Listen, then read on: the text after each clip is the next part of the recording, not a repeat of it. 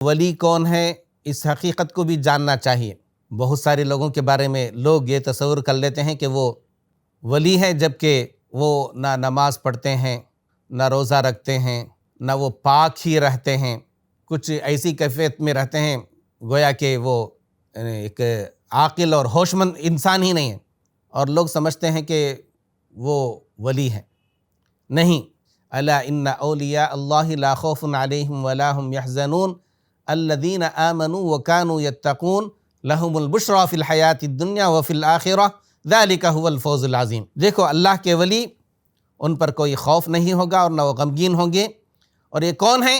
جو ایمان لائے۔ اگر کوئی ولی ہونے کا دعویٰ کرتا ہے یا لوگ خواہ بھی کسی کو ولی سمجھ لیتے ہیں، تو سب سے پہلے دیکھیے کہ اس کے پاس ایمان کی دولت ہے کہ نہیں۔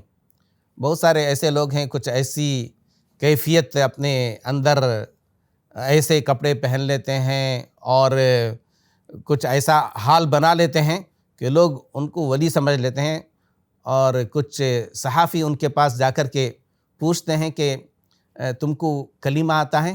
تو ان کو کلمہ پڑھنے بھی نہیں آتا، اور لوگوں نے اس شخص کو ولی سمجھ لیا ہے۔ ایمان سب سے اہم ہے۔ اس کے بعد وَكَانُوا يَتَّقُونَ، اس کے اندر تقویٰ ہونا چاہیے۔ تقویٰ کیا ہے؟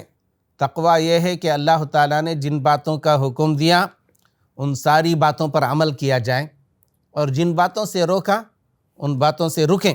اور جن لوگوں کو بعض لوگ ولی سمجھ لیتے ہیں، یہ لوگ نہ نماز پڑھتے ہیں، نہ روزہ رکھتے ہیں، بلکہ پاکی بھی حاصل نہیں کرتے، گندگی میں لت پت رہتے ہیں، اور بعض تو چرس، گانجا وغیرہ بھی استعمال کرتے ہیں۔